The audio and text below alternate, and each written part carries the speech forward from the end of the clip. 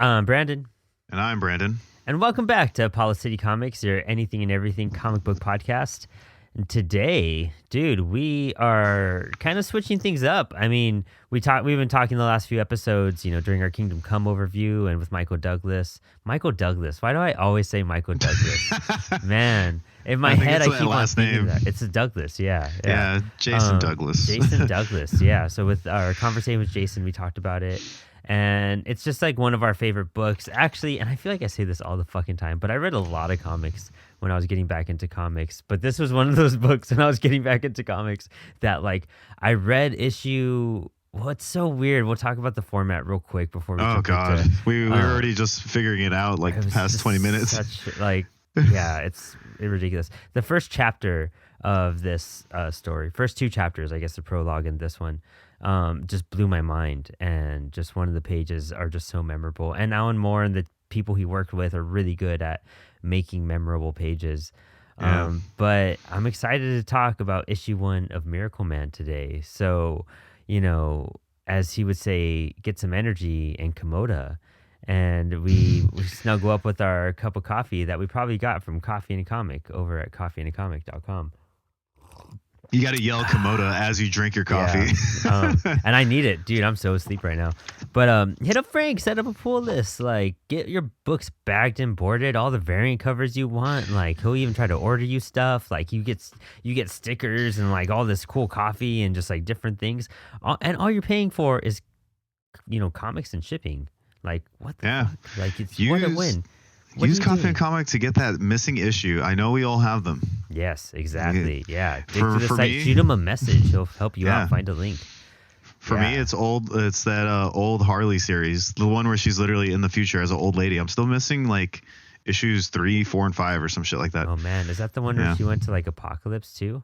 Yeah, something like that. Yeah. Or no, she went to Apocalypse in her regular run. Oh, it was a regular run. Okay. Yeah, that's the one I gotta hit him up for though.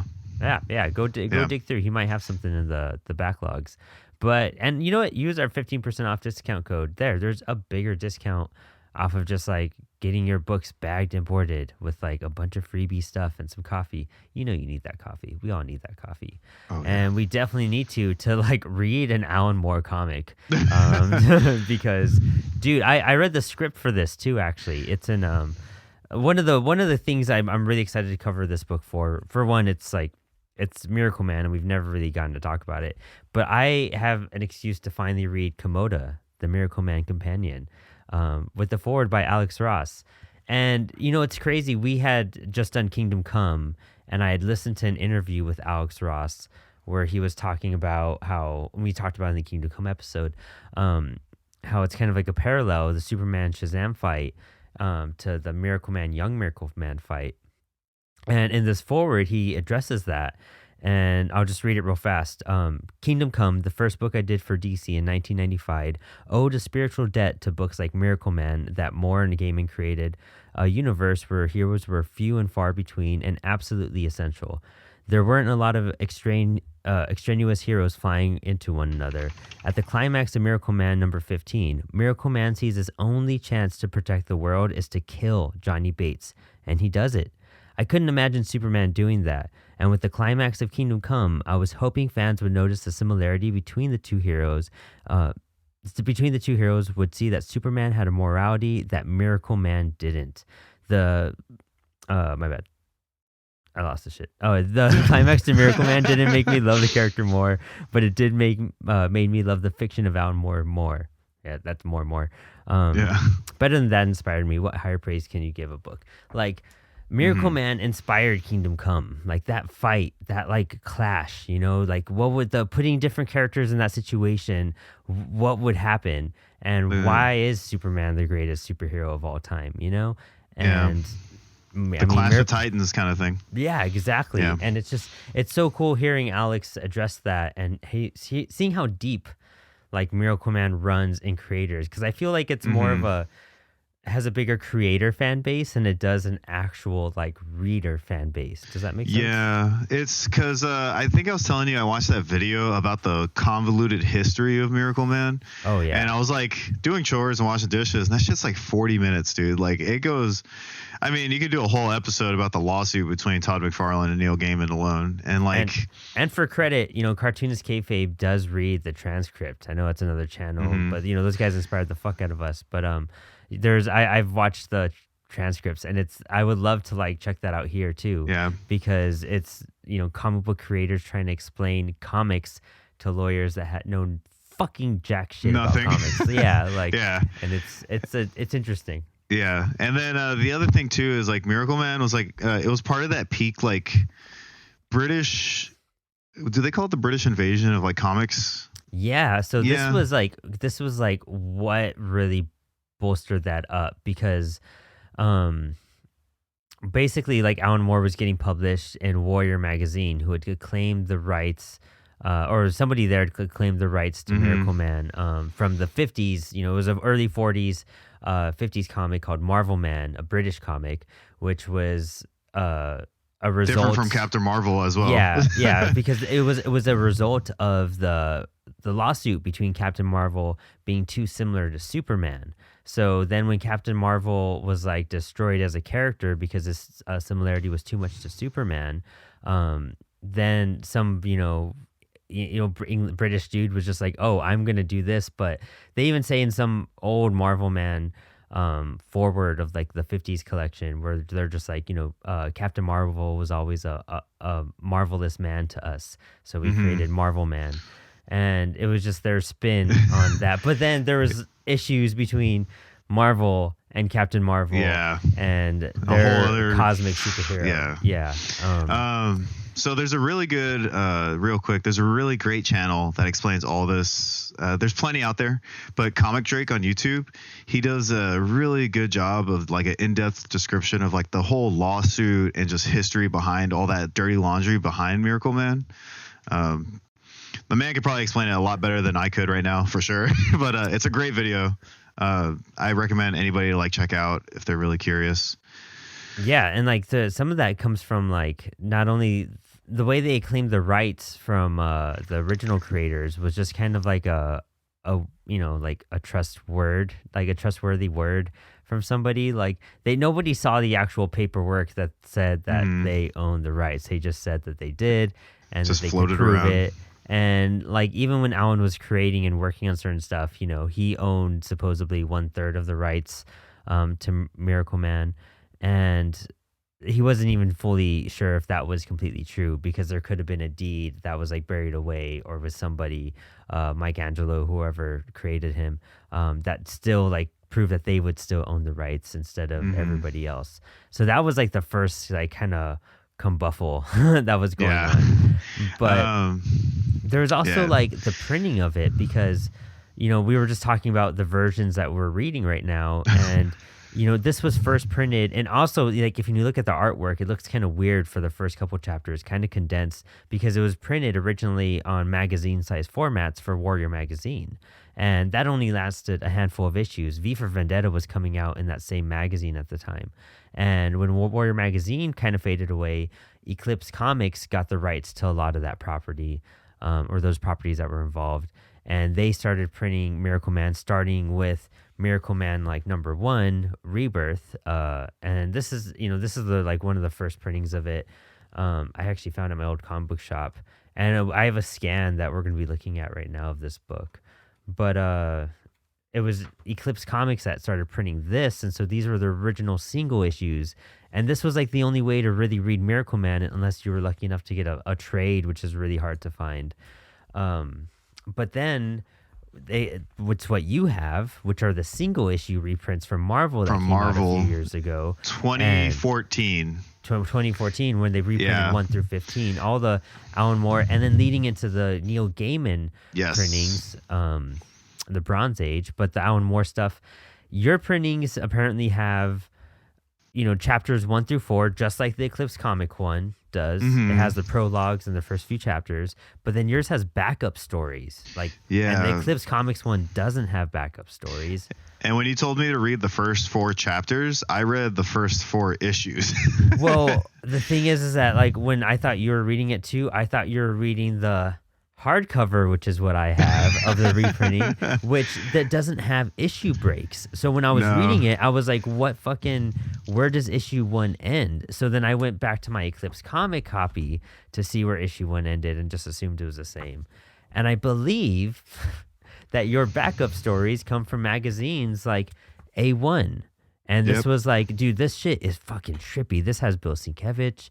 This has Gary Leach. This has Alan Moore. This has so many cool creators. I haven't read this yet, but I found it in my long box. We were gonna do a backlog breakout on this at one point, but we've got to break this out soon. But yeah, so even if you check out the cover, these are like the warp smiths, right? That are in, There's there's that one bonus story or backup story where like we have to go travel in time to go see the a fight break out to utilize the energy and shit like that, and that's where the warp smith comes involved. There's a lot of that's a lot. Well, what's funny is that and the whole thing with Alan Moore getting the rights or getting to create MiracleMan, MiracleMan, and at that point when he first was writing it, it was MiracleMan still. It didn't switch to MiracleMan until I think the 80s at some point. I want to say, someone correct me, please. Yeah, right. He just thought it'd be funny to do like a parody of Superman because he was really inspired by Mad Magazine's Super Duper Man back in the early days. And reading Super Duper Man is really what triggered Alan to be like, wouldn't it be funny if like he just forgot what word to say? Like, and he just like couldn't remember. And that like is what spawned the idea like in young Alan Moore, like when he was like a kid basically reading Mad Magazine, just thinking it'd be funny if Shazam like forgot like, his word. The word, yeah. And that was where it all kind of picked up at that point. Or didn't realize what word they were saying in the moment. Yeah. The other thing I want to point out is I found out about this series. Sorry, if anybody's wondering, I'm literally going through all my comics to find my Neil Gaiman MiracleMan to show off at the end of the episode, which I totally should have had ready. But the thing I was going to bring up was I found out about it because I was going through like a Marvel previews catalog or whatever. You know how like you get those in your pull list and it's like, okay, let me see what I got to read next. And it was like the Alan Moore MiracleMan getting reprinted and Marvel has the rights. And then when you actually get the book from Marvel, you can't find it necessarily under Alan Moore because in the Marvel reprints, it says original writer. Yeah, because I actually posted a picture of this. I'm glad you brought that up. So he is not credited as the writer in any of the Marvel reprints. It always says the original writer for his run of the comics, but it shows the artist since he got rid of his rights and he wanted nothing to do with the project. Same thing with his movies. Yeah, and there was a whole thing that happened. Let me see. This is an interview with Alan Moore from the Komodo book. And he does address this, talking about how the series got to America. Basically, all right. So, but I did feel quite strongly since Marvel Comics came out around 1961 or something. MiracleMan had been copyrighted in 1954. I wrote a letter to them, which I guess could have been considered as sarcastic. I don't know, but I did point out that at least in the version of the calendar that we tend to run by, 1954 was actually some years before 1961. That's really the only kind of claim that Marvel had upon the name. Not a moral one, but to do with Marvel's size. It was basically Marvel has got lawyers, Marvel's got immense financial resources, Marvel knew full well that whatever the moral rights or wrongs of the case, they could do whatever they wanted. So at that point, I wrote them a letter. I got in contact with them saying, fair enough. You're big, you're ugly. You could obviously stomp us into the ground legally. So obviously we can't call the character MarvelMan. Please be assured that at no time in the future will I ever even consider working for Marvel Comics or with Marvel Comics in any way. That man has stuck to his word since then. Dude, talk about a man of his fucking word. Well, he just flat out hates the big two and superhero books overall. I mean, he's yet to connect himself to any DC property that's been made into a film. He's yet to ever write a book for them ever again. So he's adamant about it. I mean, he claims to be a wizard, so he's using some sort of power there to hold back. Yeah, it's miraculous, dude, and it's crazy because it's interesting to see what he might have done with like a Marvel character if that hadn't happened, you know. But I mean, interesting enough. Let's jump into the book. I mean, that's a lot of background history to kind of spit upon, and we'll be doing issue by issue, so we'll bring history and some facts and all that type of stuff every single episode. So be ready for that for sure. But dude, issue 1. Man, 75 cents. Yeah. Eclipse Man, Comics. How times have changed. Gary Leach did the first kind of couple chapters of a couple issues of MiracleMan, and he just he wasn't fast enough to keep up with it, so they did have to kind of stop using him as an artist. And I think that's when Alan Davis steps up to it afterwards. But we should also, real quick, point out that Alan Moore had not written Swamp Thing at this time yet. Yeah, this predates everything. This is V for Vendetta. And which was not DC owned yet. It was Warrior Comics small magazine printed at this point. I even have some. I got to see. We'll cover V for Vendetta at some point, but I have them in single issue as well because it was collected, just like how Marvel Man was in single issues before it went into big trade. Yeah. But so this first chapter, the prologue. What's interesting about it is that you could tell this. I don't think this is Gary Leach's art. First off, it's contrastly different from what we see later on, and it's one of those things where you can't tell if this was an original story that maybe they just changed some details and word balloons and stuff around, or if they did, and I mean, I wouldn't be surprised if Gary did do it because he's a dope artist, but it's so on point, and it just doesn't seem like. It seems like it was lifted in a sense, but that's what's kind of cool is that no matter what, you could put on that, the mystery of not knowing, did Gary Leach do this? Was this lifted? Just keeping you in mystery because it's that fucking good and it's that believable. It's also interesting because it's doing the thing a lot of comics do, not a lot of comics, but a lot of adult, more mature superhero stories where they kind of reference the golden age, the good and the bad, how it's very black and white. Yeah. And then as you read MiracleMan, you realize it's not that simple. Yeah, exactly. Yeah. It's kind of interesting, especially with MiracleMan as he develops as a character, 100%. But that's a great way to start this because you start with a very black and white good versus evil story, and then it starts to contort over time. I don't even know how to change pages here. There we go. But dude, I love this. This all feels like the paneling that we've seen on issue 1s lately.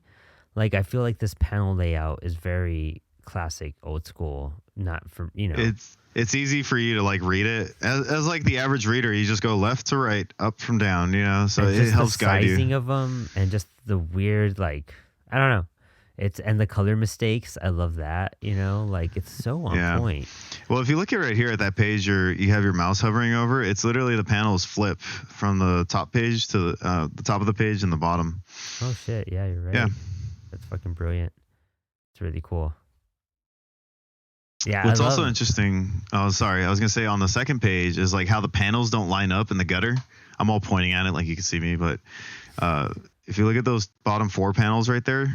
Oh, right here in this cross. Yeah, it's not a perfect lineup. That's very true too. Yeah, and that's the thing we were seeing bizarre panel sizing because they were rushing panels, just scanning pages with panels on them so quickly back in those days just to get work out. That's where shit like that would happen. But we're introduced to, first off, the story starts off with Kid MiracleMan, who we later find out, spoilers, is the enemy of the entire fucking series. But we also hear about young MiracleMan. And these names. Isn't this guy's name Young Nasty Man or something like that? everybody's got like bizarre golden age like hero and villain names. Yeah, like Young Nasty Man was somebody in this, and I think that was just fucking hilarious. But they all have so this was Kid Miracle Man was supposed to replace Freddy in the Shazam family, and then Young Miracle Man, I believe, was supposed to replace Mary in the Shazam family. Oh. And I guess they were just like, instead of adding females back in the day, they would just have like, they just wanted boys to be together and to mingle and wear tight outfits and fight crime and, you know, hang out. So there's just a lot of, there's like pure dicks in this. It was like 100%. Across the board too, with the whole like Robin and Batman dynamic too. Like, yeah. It was like both like all publishers. And the British like were just like, no women, none. They're like, none at all. Fucking there's not a single one in this like prologue. And that's the thing, like I still believe like if this was a fucking comic from back in the day, the way like I don't know, the way it's all formatted trips me out. But so essentially they're just like fighting these beings that like came from the future, you know, time travel story, you know, like it's the 50s. And they come from the future and they start battling them, but they're so strong because they're in the future that whenever the Kid Miracle Man or Young Miracle Man punch them, like nothing happens. So then Miracle Man and Young Miracle Man travel to the future, and then they go and fuck these dudes shit up. Like they just take off and then they just get to the future and they fuck up. They leave Kid Miracle Man. They're like, stay here, fight the crime while we go to the future. And he's like, okay. You know how like we couldn't fight anybody and kick their asses? We're just gonna leave you by yourself for a bit. So good luck, kid. You got this, kid. Don't worry about it. Yeah, it is funny. It's also that very golden, almost like Silver Age. Really, the whole like, we're going to fly to space and fight the aliens, and then we're going to time travel, and everything's super goofy, and just like, don't worry, citizen, we'll save the day. Yeah, the science Gestapo. I think that's fucking hilarious, dude. These names, dude. But I love and also this is the original, like, coloring. When you look at we talked about it with the Swamp Thing ones. I'll post pictures of this stuff. But with the Swamp Thing recolorings, especially with the Bernie Wrights and stuff, I really don't care for it. But the Miracle Man recoloring is like night and fucking day difference, because we'll go back to this page. But like A Dream of Flying, look at that page. And then I wonder how well you could see it here. But that recoloring. Yeah, it literally is night and day. A lot of books at this time, like if you like you were saying, if you read Swamp Thing, it's practically the same. Bless you. Well, no, the Swamp Thing ones I thought like just took away from the story, and I thought the Swamp Thing the original printings. No, the original printing. My bad. The original printings I favor over the recolor. Oh yeah, 100%. I was saying, the coloring on this kind of reminds me of the '80s Swamp Thing. Oh yeah, exactly. No, 100%. And I think that's a testament to like what they are, that attests to how they printed the books back in the 80s and kind of like how coloring kind of worked out back then. Because like if you read like 80s DC stuff and like early Vertigo stuff, it's very similar to this color palette. Yeah, I could tell. Even early Sandman kind of has like printing like this. Yeah. But it works. It does. It really does work for that era. And it just like Justice League International has similar color issues like this from back in the day. This page is why inspired a bunch of people to go and buy The Spoke Zarathustra. I did. And I started reading that shit just because of this fucking one page in this Alan Moore comic. And that's the prologue. That's like chapter 1 of it. And chapter 2, it's like another prologue technically because it's labeled like that. But that's to introduce you to who Miracle Man was, like a 50s character. And what a way to introduce him, like that campiness, that forgotten golden age feeling. That's what we're dealing with here right now. And now we're going forward in time back into 1982, the one where they just traveled back and forth from.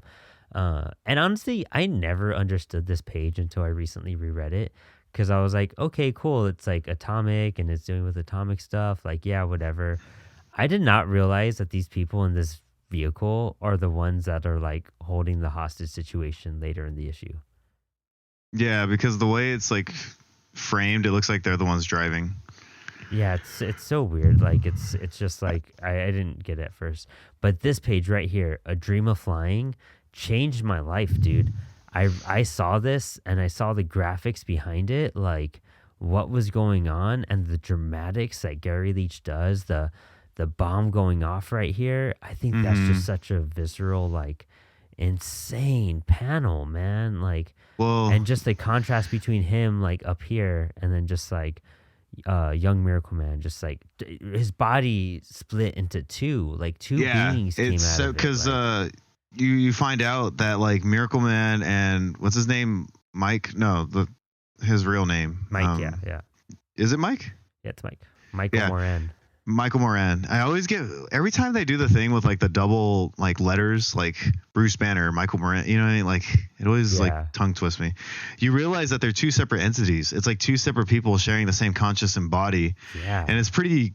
Like you're saying, visceral is the best way to put it because the way they show Kid Miracle Man getting separated when the atomic bomb goes off and it's like two people stuck together, like after everything settles, yeah. it's like unsettling and gross. It's crazy, like how painful it could be. And just this one page sets up the entire like what the fuck is going on? Like what is happening? And this is where Alan Moore is like you can see Watchmen come at like be birthed from this one page, you know? Like Hmm. this is where it all came from right here. But then we go to Michael Moran, his daily life. He's been married for 16 years. He has a total babe for a wife for some reason. For Dude, some reason. dude always has migraines. It's crazy, dude. So in the recoloring, his jacket is blue, and so it looks more like the Miracle Man costume. Color So, scheme. yeah, so it's red right here, but it's actually supposed to look like the Miracle Man outfit. And that's a fucking crazy catch right there. I did not know Hmm. that. But Also, if you go to that first page again, oh, the one that highlights A Dream of Flying, you see how the silhouette of Michael sleeping? yeah, In the reprint, it's, I believe, a different color as well. let me go check that out. Yeah, page before mine. Oh yeah, it's red in mine. Yeah. Yeah, so a lot of the recolorings just really made it way better, to be honest, like 100% better. There's not anything I like more in the original coloring than this. Yeah. Well, things make sense. I guess, I mean, when you go back and look at it, it's like, oh, okay, yeah, I can see why they would correct that. Yeah, and I mean, it just the recoloring added more emotion to a lot of these panels. Like even Yeah. these right here, where he sees a atomic backwards for the first time. That's all Komoda is the word atomic backwards. But Michael Moran's a journalist, of course. He's a freelance journalist covering this. Everybody's like, he works at the Daily Bugle. yeah, dude, Don't forget and, that. you know, I thought I was reading the Neil Gaiman one and I saw that Daily Bugle was dropped and I was like, is that like because Marvel owns it? And then I was reading the reprint and it still says Daily Bugle. Yeah. But inside of the original one, it should still say the Daily Bugle. I wanna say it does. It is the Daily Bugle, I thought. I mean, I've Well, only no. read the reprint. No, that's so. what I mean. That's what I'm saying. Like, I think I need to double check here in the original. I just forgot where it name drops the Daily Bugle. It's in like one It's of the, when he goes to talk to his boss and the guy with the sapphire teeth gets him. oh, it is. It is the Daily Mr. Bugle Cream. still. It's still Yeah. the Daily Bugle. Yeah, it's been the Daily Bugle the whole time. So I guess it's kind of interesting. I don't know. That was a good foreseeable foreshadowing of Marvel owning this shit. But Marvel flexing. yeah, for real. It's like, I mean, I just wild that it still said it in the original printings, like that Alan Moore would put the Daily Bugle in general. Yeah. Well, would Marvel even notice it said Daily Bugle? Let's be honest. At that point, probably not. And I think Yeah. when they obtained the rights, they're like, well, that's fine. We got it now. They're like, whatever. It's already there. But so, you know, Michael's checking out this whole, you know, it's plutonium or something that's going on. And there's a bunch of like, there's a whole exhibit kind of radioactive thing that he's covering. And these people are coming to come steal it all. And that's when, you know, he hears something like, there's very key words that like trigger what was happening with Michael. Like his headache is spiking. He's seeing the word atomic backwards. They even pull him to the side. And then they were saying something about like, this better not be a snowflake or something like that. Like just implying that he's faking it. but they use the word snow. And the day that, the A-bomb went off on them, it was snowing that day, which you really can't tell. But Alan Moore is very prominent in the script saying that it's snowing in this scene, that it's like heavily snowing. But I see no fucking snow in this scene, like at all. He's telling you, but not showing you. Yeah, it's just it's in the script, and I just don't think they were able to figure it out. You could kind of tell a bit more in the reprinting for sure. There's actually white in the background. You could tell there's probably some frost and whatnot, but it just looks like he's in space and not in like a snowstorm. But then he says Atomic for the first time backwards and turns into MiracleMan. Which he's is like, I'm MiracleMan now. Yeah, and it's crazy because he flexes a little bit, fights these dudes, reflects the bullets, like kind of realizes how strong he is. He blasts off, I'm MiracleMan, I'm back. And he realizes that he was in like this 40-year-old body just like withering away. And now he has he's a fucking god. He's like, and that's the whole thing about this, is that it really focuses you on how MiracleMan doesn't have a lot of humanity, and he's learning humanity. He's not very good at it too either, really, but his god, essence stands out more than anything else. So going to face his wife, she's like, who are you? She's just tripping the fuck out. And just honestly, I love the conversation that they have together, because MiracleMan is saying how he believes he begot the powers is that this specter being, I can't read it because it's too tiny on my screen. I can see it. Yeah, what was this guy called? She sees the boy cowering before the impossible specter that had conjured itself from the night. Or greetings, Mickey Moran. I am Guntog Boghelm. Yeah, there you go. And this dude gifted him his powers, kind of just like Shazam got his powers. Yeah. He says, I could actually read it. I am an astrophysicist whose studies have taken him far beyond the dull concerns of mere mortals. The key harmonic of the universe is mine to command, a word which, when spoken, bestowed godlike power upon the speaker. This is my gift to mankind. You have been chosen, Mickey Moran, for your courage, for your honesty. Special powers are yours to be used for the good of. Sorry, it gets even blurrier. Actually, it's actually hard to read in the Marvel reprints as well. When I was rereading it, yeah, that font is weird. That font is killer in terms of trying to decipher what the hell is going on. Your powers to be used for the good of humanity. You need only to speak the word Komoda. So basically, it's the word for word, almost shot for shot, same exact origin story as Shazam. Yeah, exactly. Yeah. And then they kind of go into him telling her all about what's going on and the villains that he's faced and young MiracleMan and kid MiracleMan, and she's just laughing her ass off. She's just how fucking goofy is any of that? It's just when you tell any girl about the comics you're reading, or just a random person what you're reading and trying to describe that comic to them, Flex Metallo or Swamp Thing or Shade the Changing Man and all the weird shit, you know what I mean? Or even Batman and Superman and just classics, no matter what. Just explaining a comic book to someone just sounds like the goofiest thing in the fucking world sometimes. And she just doesn't believe him. And then that's when the tables kind of turn. Yeah, that's all goofy, and yeah, that was the past, but I fucking went into this fucking battle with my two fucking basically children, young boy buddies. Wards. Yeah, young wards, boy buddies. Yeah. Boy buddies. That should be the new phrase to call it a sidekick. Yes, hey, you got your boy buddy with you? Yeah, exactly. Boy buddies. Everyone make a t-shirt out of that. But he's I went into there and we all fucking died. An A-bomb went off. I went into an A-bomb and I didn't remember who I was for 2 years. And then she's like, oh fuck, I'm sorry. That's dick of me to just laugh at you like that.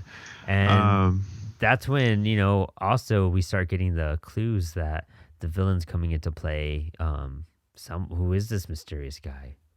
Fucking, I don't think they reveal who it is right away. No, he's just some guy sitting in office. It's what? MiracleMan is back? God damn it! And then he smashes the table.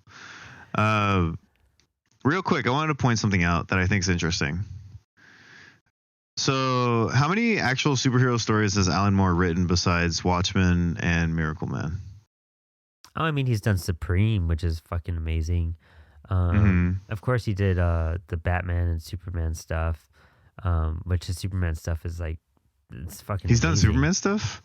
Yeah. Yeah, I didn't know that. Whatever I know he's done Happened Killing to the Joke. Man of Tomorrow? That's like That's right, great yeah. book. We should read that if you haven't. That's a great one. I was gonna say, I noticed like because like Watchmen is kind of like his peak in terms of like superhero comics, right?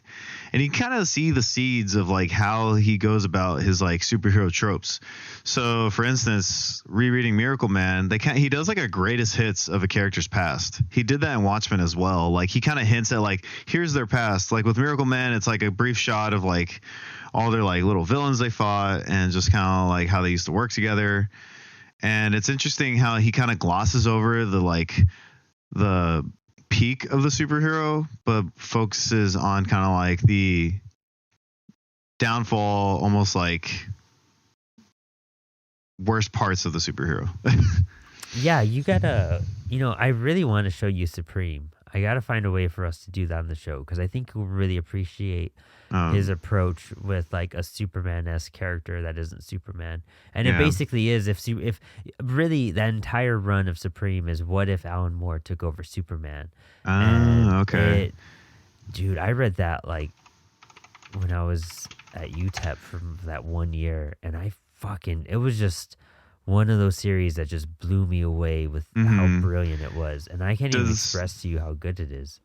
Does he kind of do a similar process of like showing the greatest hits of the superhero's peak, but then showing like their downfalls? And it was like the main focus of the story. I mean, that's just Alan Moore. He just focuses on the negative. Yeah, and he always says that he's not trying to do that, but that's what he does. It's like there's always going to be a rape scene in every Alan Moore comic, Like it's just he has this formula that it happens. There's that one line in MiracleMan. He's like, "You virgin" or something like that. I was like, why was that even put in there? Yeah, like something weird like he does that. focus on some like real strange sexual tension at times. He even says that when, well, spoilers, but when MiracleMan and Kid MiracleMan are fighting, he says the sexual tension. Like there's a line that literally says that, and you're like, where was the sexual tension?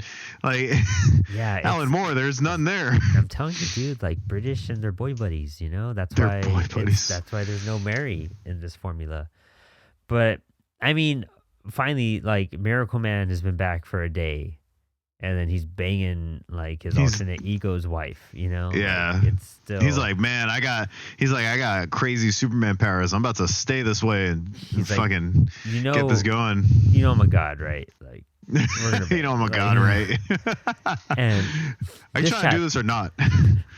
This chapter when Johnny comes marching home is crazy because we find out that Johnny Bates, and it's not saying he's alive, and it looks like Johnny, but it also looks like how Johnny looked when he was Kid MiracleMan, And so you're kind of just like, whoa, what the fuck? And we find out how he survived. He got like a feeling when he was entering that ship, and he just took off as fast as possible. Apparently,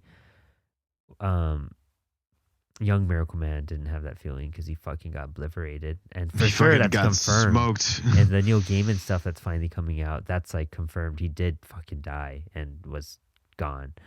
And so like this dude runs like this giant tech company, and he's a billionaire, and he has his fucking tire. He is Ozymandias in the story, basically. Basically, yeah. Moment, he's the Lex Luthor. Yeah. Exactly. The billionaire CEO villain. Yeah. However you want to put trope. And him and Michael Moran actually are talking. It's not even MiracleMan right now.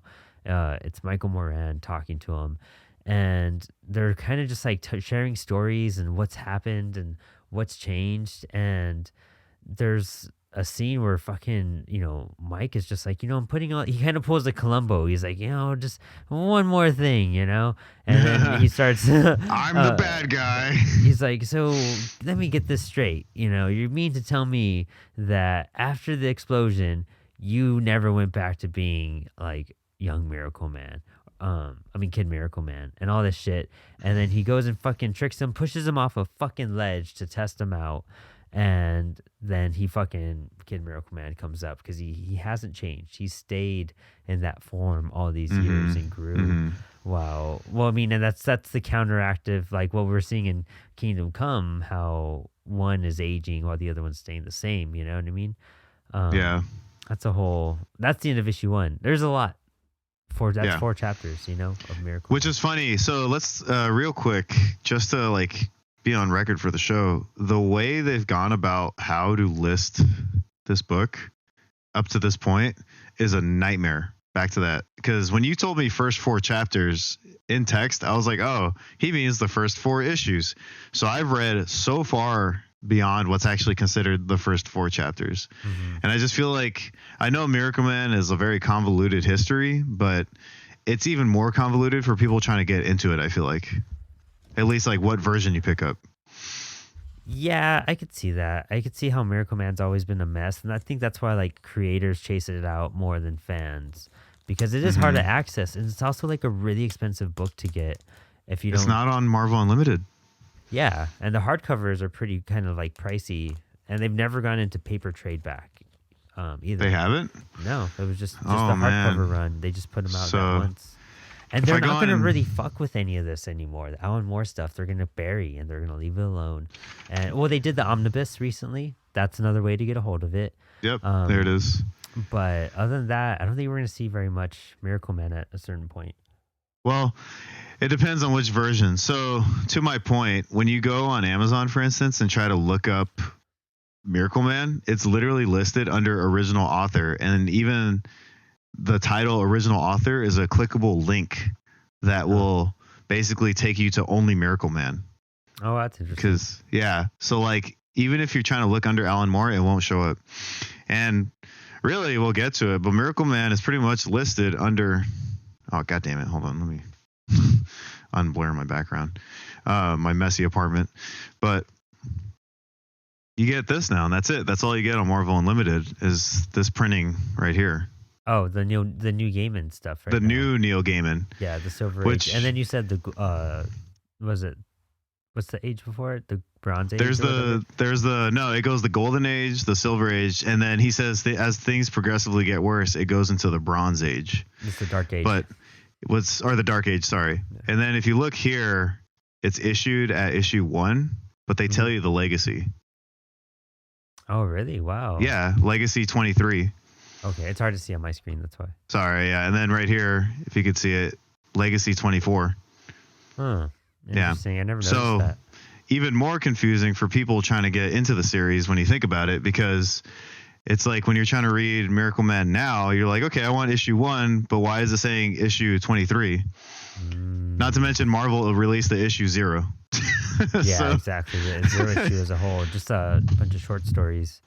Yeah. And I mean, there's so much more like bonus content, because there's a Grant Morrison, Joe Quesada short story at the end of Volume 3. That's probably a backup story in one of those issues. But yeah, man, that's I mean, a lot of history of MiracleMan, and that's probably the most we'll explain, especially on any of these episodes. But there's just a lot to absorb with that. It's any era of MiracleMan, like every block of or every decade is like a different fucking story you can make an episode out of easily. Yeah. So we'll be touching base on issue 2, and we'll just go issue by issue this year. And kind of blast through, and I'll be reading this book full of interviews, and I'm kind of taking some notes. It has stuff with John Toldobian and Mark Buckingham and Alan Moore interviews and Neil Gaiman and stuff about the original creation. So I'll try to drop some facts and, maybe even do some research in some of these A1 magazines to see Neil Gaiman, Dave McKean are in here. It's just, it's Peter Milligan's in here. I'm Eddie Campbell, Alan Moore, and Gary Leach. Yeah, there is the first Ghost, Warp Smith's Ghost Dance. I'm gonna try to see how they coincide. And there's a Flaming Carrot comic in here too. I gotta fucking check it out. Of course there is. Let's also point out, as with any Alan Moore story, for anybody who wants to read MiracleMan that was written by him, he was an artist before writer. So keep in mind, the way he structures his books is from an artist perspective, like visual drawn artist. And I think that contributes to a lot of like why his era of MiracleMan is little different than, or vastly different than Neil Gaiman's or any book he's written really. It kind of like changes the way you look at the book, because he does, like, a lot of his books have a very, how do I put this? You could read them without words almost. Yeah. Well, I mean, his scripts are so fucking dense too. You know what I mean? Like, even for MiracleMan, when I was reading through the script, it was just like the first page with the truckers on it. That's like a good 2 pages of reading. Just for those like handful of panels. Like, it's crazy the amount of detail that he puts in, and the amount that, even Dave Gibbons was saying that with his scripts, he would just highlight certain words because he wouldn't be able to read the whole script and understand what was going on. He would just highlight key phrases and then build his panels off of those highlighted aspects he brought out. Yeah. So it definitely adds a lot more to the book once you realize that. But yeah, it's quite the beast to take on if you're fresh to comics, honestly.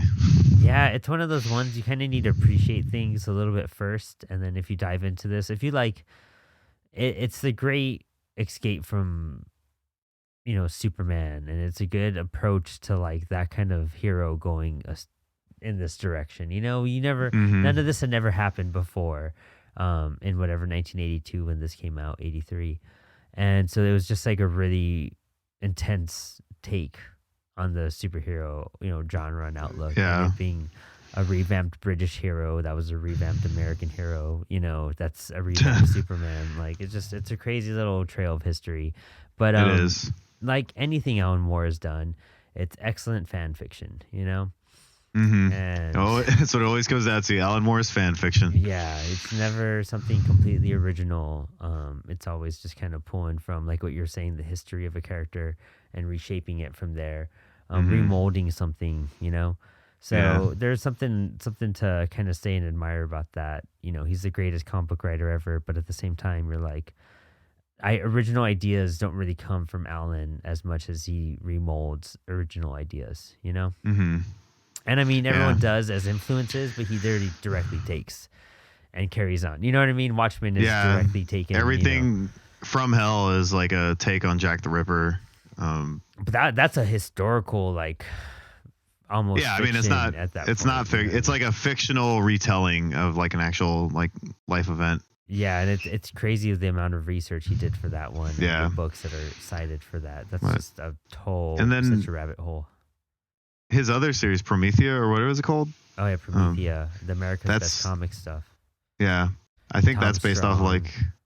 What is that based off of? I don't know what Promethea is directly based off of, but like Tom Strong and all that stuff, that's all based off of those old Doc Savage and kind of the way Planetary was by Warren Ellis, how it was lifting from, The Shadow and Doc Savage and those really pulp kind of heroes that were out during that time. I have a lot of those in single issues. I would love to dive into those at some point. I would say Supreme should come before all of that because of the rest just kind of is more fun. But I really want to read Promethea. I fucking own it. I should read it. Just another one to the list of the vast Alan Moore collection. Yeah. And we'll cover more. I mean, this was a solid, good little info dump, but stay tuned for more Alan Moore-ness. But you got anything else? Just I really need to read his novel that he wrote that took 10 years, but I don't even. Yeah. I have 2 copies of that book. I have a signed copy of that book from Alan Moore. You do? Nice. Yeah. And then it's so thick and intimidating. I bought another version where it's broken up into 3 volumes. Yeah, I've seen that one. Yeah. Yeah. And I've read book 1 of it, but when I read book 1, I would literally listen to the audiobook of the chapter I just read to make sure I absorbed it all. Like, that sounds very right. That I would read a chapter, listen to the audiobook of the chapter, and then just read it that way. And it was just, I never got to book 2. Nice. And then I tried to read, was it A Voice of Fire? I don't know if it's here. It's downstairs, I think. Like A Voice of Fire. It sounds like a David Lynch thing, but the entire chunk, first third of that book is through the perspective of like a caveman, and Alan Moore writes like a caveman. Oh wow! I did not know that existed. Hard for your brain to like take it in, and it shifts characters after a bit, but I just couldn't do that. I need something else. You're like, I need a break. Yeah. Now, all I could say is just check out MiracleMan. Go in blind. Like, just don't do any research besides like small history tidbits. Once you engulf the whole thing and get caught up to like the Neil Gaiman stuff, then watch all the video essays, watch all the interviews, read all the interviews, look at all the bonus stories, and that makes you appreciate the series even more so, I think. Yeah, I read the whole series before I did research on it. Exactly, same here. That's the best way to take on this series. Just take it as it is, and then like if you want to know more, like it's gonna open up a rabbit hole. Yeah, but that's all I got for now. All right, well, thanks for hanging. Thanks for having me.